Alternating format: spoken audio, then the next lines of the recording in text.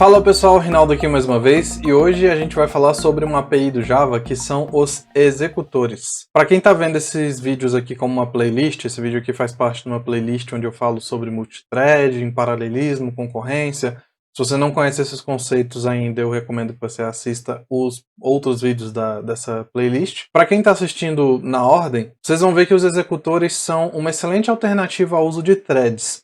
Então, em todos os momentos onde eu falei que a classe thread não é mais tão utilizada, não threads em geral, né, mas a classe thread ela não é mais tão utilizada, é porque, em geral, se usam outras alternativas mais modernas, e uma delas são os executores, que são excelentes alternativas ao uso de threads de uma forma mais crua, né, que é o que a gente estava fazendo até agora, só para aprender como é que elas funcionavam. Então agora que a gente já tem uma noção melhor de como que threads funcionam, já entende os conceitos, já vimos os possíveis problemas, agora a gente vai dar uma olhada numa alternativa melhor a do que só usar a classe thread de forma crua. Vocês vão ver que tem assim umas vantagens bem interessantes, né, coisas assim que já estão prontas pra gente que são bem legais. Bom, e como o assunto é muito extenso, provavelmente não vai caber tudo num vídeo só, eu devo separar isso daqui em três partes, que é a parte de single thread, né, um executor com uma única thread, o executor com várias threads e o executor que agenda tarefas, beleza? Bom, vamos começar falando aqui de executores single thread, tá? Então o que é isso? Começando a falar como é que faz pra gente criar um executor então, né? Existe uma classe que chama executors, tá? E essa classe aqui, é assim, ó, executors, e essa classe aqui, ela tem vários métodos para você criar executores. Então, por exemplo, para o mais básico, né, para você criar um executor que tem uma única thread, é esse aqui, ó, single thread executor. Então, o que é esse executor aqui?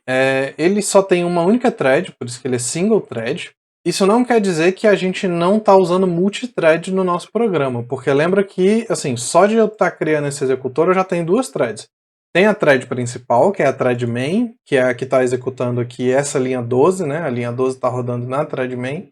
E eu estou criando um executor que vai executar coisas, que vai rodar tarefas em uma nova thread. Então eu já vou aqui ter duas threads, a main e uma que foi criada na hora que eu criei esse executor aqui. Bom, então o primeiro método que a gente vai usar aqui, vai conhecer do executor, é o execute, né? Que é o mais direto de todos eles, assim, é o mais simples de todos eles. E para ele, o que você passa? Uma instância de runnable, né? Então é muito parecido com aquilo que a gente usava lá em thread.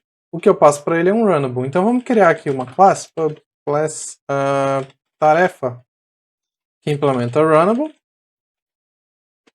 E o método run dela vai imprimir no console.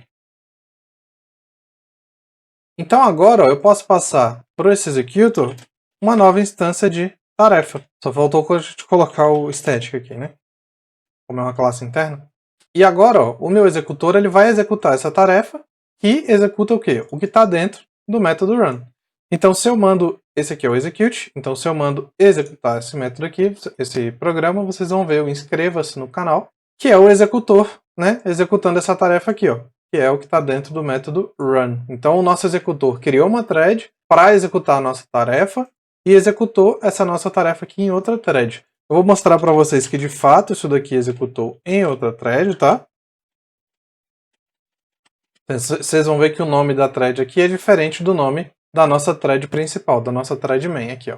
O nome dessa thread é pool1, thread 1, inscreva-se no canal. Então esse é o nome da thread que está executando esse sysout aqui, né? Esse println aqui. Bom, vocês devem estar vendo, se vocês não notaram ainda, que as aplicações elas ficam em execução aqui, ó. O quadradinho vermelho continua aqui para eu poder parar, né, essas execuções. Por que isso acontece? Porque quando eu crio um executor, e isso é muito importante, tá? Quando eu crio um executor, eu tenho que depois chamar o método shutdown, tá? Então aqui no final eu tenho que chamar o executor.shutdown. E aí aqui eu finalizo a execução desse executor. Só que pode acontecer de eu... Agora vocês podem ver aqui ó, que não fica mais o quadradinho vermelho, então o programa já foi finalizado, né? Só que o que pode acontecer aqui é ele não terminar de executar a tarefa que a gente passou para ele, tá? Quando você usa o shutdown dessa forma. Então uma boa coisa de você fazer antes de você chamar o shutdown é esse método aqui, que eu vou pular um pouquinho aqui, depois a gente fala desses dois, que é o await termination, tá? O que o await termination faz? Ele espera para que todas as tarefas de fato tenham sido executadas, né? Então aqui, ó, await termination. Então o await termination, a gente pode passar para ele aqui qual vai ser o timeout. Eu vou botar aqui um timeout de 5. E vai ser 5 o quê? 5 segundos. Então aqui a gente passa para ele qual vai ser a medida, né, desses 5 aqui. E o await termination, ele pode lançar uma exceção, tá? Que é o interrupted exception. Eu vou colocar aqui no throw só por enquanto pra gente. Mas aqui, ó, vocês vão ver que ele está aguardando a finalização. Ele não acabou ainda, agora acabou, né? Então ele demora um pouquinho ali para fazer a finalização do programa, né? E o ideal, assim, né, quando você estiver utilizando o executor service para valer mesmo, é você usar um bloco try-catch dentro do seu programa. Aqui a gente vai botar só um print stack trace mesmo, tá? Na verdade, vamos relançar o E aqui. E aí aqui a gente vai fazer um bloco finally. E dentro do finally, que a gente faz o executor shutdown, tá? A gente traz isso aqui tudo para cima, ó, para dentro do try. Faz um split aqui. Pega esse executor e faz aqui. If executor diferente de null, faça o shutdown. E vamos inicializar ele ali. Pronto. Isso daqui seria uma implementação tá, um pouco mais elegante para você usar em produção, porque você vai tentar, né, fazer o try, você vai tentar esperar e etc. Mas, assim, se qualquer tipo de erro acontecer aqui dentro, você não quer que o seu programa fique executando infinitamente. Então você tem que garantir que você vai chamar o shutdown. E o final ele garante isso. Tudo que está dentro desse final aqui vai ser executado, tá? Então agora a gente garante que, mesmo que ocorra algum erro aqui, por exemplo, né, o shutdown ele vai ser executado e o programa vai finalizar a execução dele. Então isso aqui é uma forma um pouco mais elegante, né, da gente usar o executor. Bom, e só uma alternativa aqui é o shutdown, que é o shutdown now. Esse método aqui, assim, ele é um pouco mais agressivo do que o shutdown, né? O shutdown now, ele não vai tentar fazer com que as tarefas que já estavam em execução no seu executor, com que elas vão sendo paradas calmamente, né? O shutdown now, ele faz uma parada mais abrupta. Então, assim, se você precisar, você pode até usar, mas em geral o shutdown aqui já é suficiente, né? Então aqui, de novo, né, continua funcionando o nosso shutdown. E também só falando aqui de uma alternativa ao execute, uma alternativa não, uma outra forma que você pode usar, que é fazer várias execuções. Então lembra que quando a gente usava thread, eu não podia, por exemplo, iniciar a mesma thread mais do que uma vez, né? Aqui eu posso pegar um executor e mandar ele executar várias coisas, né? Eu não estou limitado a mandar ele executar uma coisa só. Então aqui ele vai executar uma nova tarefa cada vez, né? E é o mesmo executor que está fazendo isso. Então aqui a gente vai ver 3 vezes. Como a gente está usando um executor que só tem uma thread, a gente vai sempre ver a mesma thread aqui executando, né, essas tarefas aqui. Quando a gente for ver multithread, vocês vão ver que isso daqui fica um pouco diferente. O executor multithread só parece um pouco diferente. Bom, qual outra alternativa que você tem ao método execute? É o método submit. E ele é um pouquinho mais interessante do que o execute. Vamos deixar isso aqui comentado, e vocês vão ver a diferença. Quando eu chamo o submit, eu consigo ter um retorno aqui, ó, que é o future.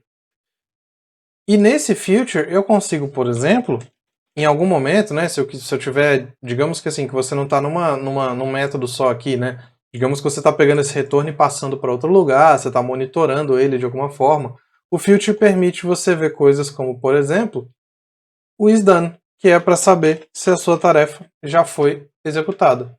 Então aqui, por exemplo, eu consigo ver se essa tarefa aqui que eu mandei executar, ela já finalizou. Ao invés de guardar ela numa variável, vamos imprimir aqui, ó. Se a gente imprimir aqui, pode ser que quando ele chegue na linha 21, ele já tenha finalizado a execução dessa tarefa aqui. Pode ser que ainda não tenha finalizado, né? Vamos ver o que vai acontecer. Ó, ele executou antes de ter finalizado. E assim, provavelmente na maioria das vezes é isso que a gente vai ver acontecer. Ele vai finalizar, ele vai imprimir sem ter finalizado ainda. E se a gente fizer o seguinte, ó, se a gente colocar aqui um executor.shutdown, né? O que o shutdown vai fazer? Ele vai esperar todas as tarefas finalizarem a execução, e aí a gente vai botar um await termination aqui, pode ser de 1 segundo, e a gente coloca esses done depois, né? Então, o que eu estou fazendo? Eu estou falando para o... Vamos linha a linha aqui para a gente entender. Estou falando para o executor. Executor, ó, execute essa tarefa aqui. Passei a tarefa para ele. Depois eu estou vendo se ela já foi finalizada. Como está logo na linha seguinte, é muito provável que ela ainda não tenha sido finalizada. Aí na linha 22 eu estou falando para todos os executores, olha, finalizem, né? Assim, finalizem todas as tarefas, não aceitem mais novas tarefas, né? É isso que o shutdown vai fazer, assim. Ele vai matar o executor, mas ele espera as tarefas que já estavam em execução, as tarefas que eu já tinha enviado, né? As tarefas que eu já tinha enviado ele vai finalizar, mas ele não aceita tarefas novas. E aí depois eu espero a finalização desse shutdown. Ou seja, o shutdown vai esperar a tarefa e o await termination vai esperar o shutdown. Quando a tarefa finalizar, o shutdown finaliza, o await termination finaliza, e aí aqui o nosso future is done só pode ser true, né? Nesse cenário aqui ele só pode ser true. Tá aqui, ó. Inclusive se eu aumentar o await termination aqui, por exemplo, para 10 segundos, assim que o shutdown terminar, o await termination ele já deixa isso daqui passar para a linha seguinte, tá? Então ali, ó. Então isso daqui vai funcionar como um tempo limite para a gente, né? Então assim, se passou de 10 segundos, eu vou chegar aqui no future is done. Mas se o shutdown conseguir terminar antes desses 10 segundos aqui, eu vou seguir em frente aqui, né? Então por isso que ele está seguindo em frente bem mais rápido. Inclusive aqui embaixo, eu vou usar o shutdown now, porque se der algum problema aqui, eu quero que ele finalize as tarefas de uma forma um pouco mais agressiva, né? Já que agora a gente já está pedindo para ele finalizar as tarefas aqui de uma forma mais elegante, né? Espera elas finalizarem. Aqui embaixo a gente deixa ele finalizando de uma forma mais agressiva. Bom, então aqui, ó, eu posso usar, só para vocês verem, eu posso mandar executar todas essas tarefas e também fazer o submit, tá? Então eu posso, nesse cenário aqui, ó, eu estou criando o executor, mandei ele executar 4 tarefas, né? 3 tarefas com execute, onde eu não tenho retorno, e uma tarefa com submit, onde eu tenho o retorno do future. Aí aqui eu estou imprimindo se o future já finalizou, provavelmente não vai ter finalizado ainda. Falo para o executor, ó, vamos finalizar a execução dessas tarefas. Ele não vai aceitar mais nenhuma tarefa nova, mas vai esperar as tarefas que já estavam aqui na fila serem executadas. Depois eu falo para ele, ó, eu vou te dar 10 segundos para você finalizar tudo isso daí que você está fazendo. Depois de 10 segundos eu vou imprimir se o future já finalizou. E o interessante é que se acontecer algum problema aqui no meio do caminho, né, durante essa espera desses 10 segundos, eu vou, né, se acontecer alguma exceção, eu vou cair aqui no meu finally, onde eu vou chamar o shutdown now, que eu vou falar, ó, aconteceu alguma coisa errada, né, vou forçar aqui um shutdown mais agressivo, né, uma finalização mais agressiva. Então, imprimindo isso daqui, vocês vão ver 4 vezes aqui, né, as saídas ali. Essas 3 execuções aqui são essa primeira saída, essa segunda e essa terceira. Vocês veem que ele imprimiu essa linha aqui, ó, que é o false, antes mesmo de terminar a execução da segunda e da terceira tarefa, né? Ele imprimiu, só depois que ele foi executar a segunda tarefa, a terceira tarefa, foi executar a quarta tarefa aqui, e aí imprimiu o true aqui no final. Bom, o que a gente vai fazer agora é pegar esse código aqui. Esse código aqui, na verdade, ele usa o Runnable, eu devia estar usando essa classe aqui, ó, Runnable. E eu vou deixar ela aqui, tá? Lembrando que o código fica lá no GitHub, se vocês precisarem. Eu sugiro que vocês peguem o código que está lá para praticar bastante com ele. E aqui agora, ao invés do Runnable, eu vou usar o Callable, que é de fato o que eu queria mostrar nesse arquivo aqui. Que é esse cara aqui, ó. Qual a diferença do Callable? O Callable, ele ao invés de ter o método Run, ele tem o método Call. E ao invés de só executar alguma coisa, ele tem que retornar um valor, né? Então, esse cara aqui, ele retorna uma string, por isso que é um callable de string. Esse tipo que você coloca aqui é o tipo que vai ser retornado por esse método. Então, esse cara aqui não está retornando nada, né? A gente tem que retornar alguma coisa. Vamos retornar aqui essa string aqui, ó. Ao invés da gente imprimir ela, a gente vai retornar ela, tá? Então eu vou pegar o nome da thread, vamos inventar algum cálculo aqui, só para fingir que ela está fazendo alguma coisa. Vai ser um new random.nextInt. Vamos limitar aqui a 1000, né, para não vir uns valores muito grandes. NextInt, a gente vai fazer isso aqui, ó. Mais o nosso NextInt. Então, pegando o nome da thread, calculando um número aleatório, vou retornar isso aqui, ó, o nome da thread, mais inscreva-se no canal, mais um número aleatório. E aí aqui, vamos tirar esses executes aqui e vamos só usar o submit. E aí agora isso daqui não precisa mais ser uma interrogação. Isso aqui pode ser uma string. E agora eu consigo pegar o retorno dessa tarefa aqui. Então, lá no nosso exemplo anterior, no Runnable, percebe que eu nunca tenho acesso a um valor que foi calculado pela minha tarefa, né? Minha tarefa fez alguma coisa e eu não tenho um retorno. Aqui com o Callable não. Aqui a minha tarefa faz alguma coisa, retorna uma string, e aí aqui eu consigo pegar esse string para fazer alguma coisa. Como é que eu faço para pegar esse valor? Quando eu chamo future.get. E aí aqui eu consigo pegar esse valor. Então já estamos vendo aqui o Callable e o future.get. E aí aqui eu posso imprimir. Vamos, ao invés de guardar aqui na variável, vamos imprimir aqui o future.get. Se a gente executar esse código, a gente está criando o nosso single thread executor, mandando executar uma nova tarefa, que ela agora é um callable, ou seja, ela retorna um valor. Estou pegando esse retorno aqui, que é um future, e aí aqui, quando eu quero de fato acessar o valor que foi retornado pela tarefa, eu faço um ponto .get. E aí aqui, vamos só corrigir o probleminha de compilação aqui, botar o nosso true aqui, pronto. E aí aqui eu mando executar, e vocês vão ver aqui, ó, o true e o true. E aqui em cima, o valor que a gente recebeu da nossa tarefa, né? O nome da thread, o inscreva-se no canal e o nosso número aleatório. Se eu executar isso aqui várias vezes, o nosso número aleatório vai sempre mudar ali, ó. Então, cada vez ele está executando uma tarefa diferente. Agora, vocês estão vendo que está sempre saindo true aqui já no nosso primeiro isDone? Por que isso está acontecendo? Porque quando eu chamo o get, na verdade ele fica esperando até que a tarefa finalize, né? Então, assim que eu chamar o get, ele já espera. Então, na verdade, esse shutdown, await termination, já não faz assim mais tanto sentido. Esse aqui faz, né? Porque esse daqui é para matar depois que o programa já foi executado. Mas esse nosso, assim, não faz mais muito sentido eu esperar a finalização, porque quando eu faço o ponto .get, ele já faz exatamente isso. Então, nesses cenários aqui, fazer isso daqui, assim, já não faz mais tanto sentido. Se a gente colocar o isDone antes, fizer o get e o isDone depois, vocês vão ver aqui, ó. False. Então, quando chegou nessa linha, ele ainda não tinha terminado de executar a tarefa. Peguei o valor, que é esse aqui, né, o valor que foi retornado pela nossa tarefa. E depois do get, o isDone vai sempre ser true.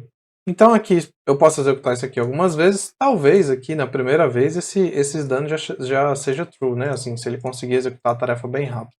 Então, talvez aí, se você quiser baixar o código e ficar executando, pode ser que isso aconteça em algum momento.